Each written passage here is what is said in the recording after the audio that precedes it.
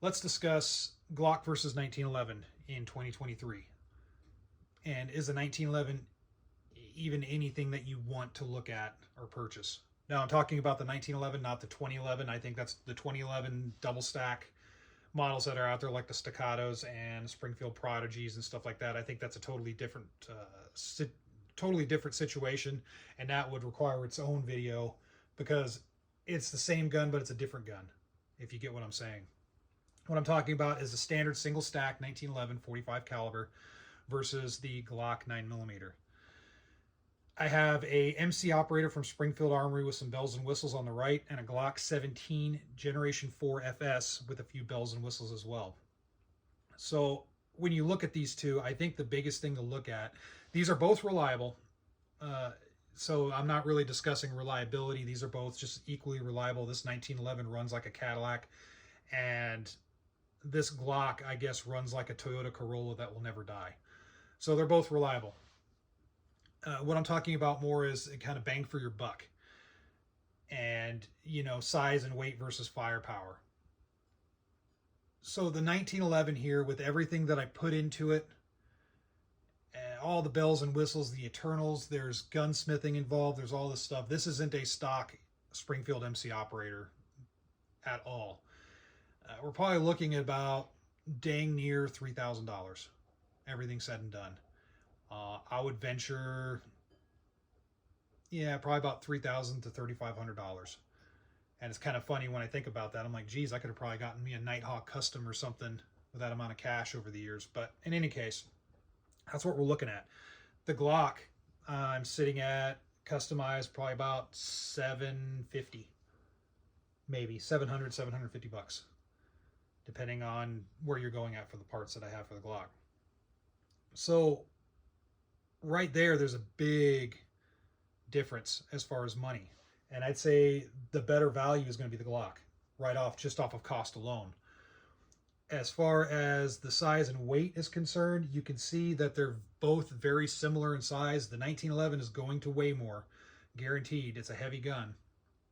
But when you look at the size and then you look at the capacity of the gun, the Glock is going to take the advantage again.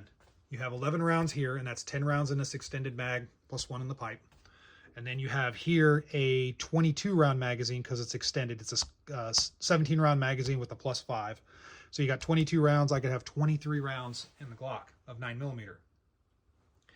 Now this could create a whole new debate, 9mm versus 45, but I think they're both ballistically, they're right in the same ballpark. I think it's kind of splitting hairs when we're talking about that anymore these days because of bullet technology, all the technologies across the board. I think it comes down to personal preference, but for just sheer firepower, Glock gets it. It's just the way it is. Now, I love 1911s. 1911s are Cadillacs. I dig them. They have a lot of, they just look mean. They look, I love the lines of a 1911. I really enjoy this one. See, you're just kind of up close. It's a very good looking gun. The Glock is more of just a standard, just a good duty gun.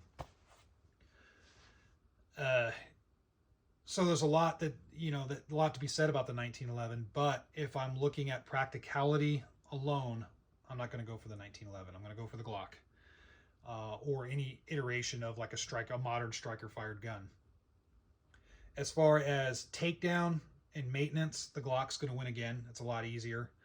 The trigger system, 1911 is always going to win as far as the trigger pull is concerned because of it being a single action design.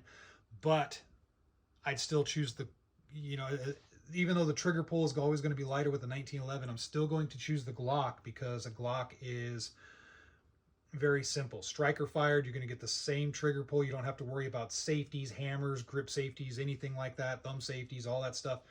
Just place your finger on the trigger and pull the trigger. That's all you have to worry about with the Glock because all the Glock safeties are internal. So the Glock's going to take it again. As far as aftermarket, it's kind of a tie. You're going to see aftermarket for the 1911 and the Glock all over the place.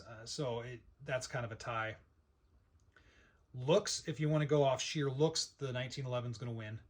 The 1911 design is just classic and is always going to win in my eyes just a good looking gun. As far as interchangeability of parts. I think the Glock has a little bit of a better advantage because 1911s, I'm not saying you don't have to fit parts to a Glock. Sometimes you do, but the 1911, sometimes if you're changing out internals or something, they're kind of known depending on which one you have, because there's a lot of manufacturers out there in 1911s. You may have to hand fit. So the easier route is just to go with a Glock. They have a lot more plug and play type stuff. So overall, in my opinion, the Glock takes it from a practical point of view. But my true answer is, if you can afford it, get both. Of course, get both, because both are awesome. So in any case, discuss below, all that good stuff. I don't want to be too much more long-winded on this. I just figure I haven't talked about it in a long time, so might as well revisit it. So thank you for watching, as always, and stay safe.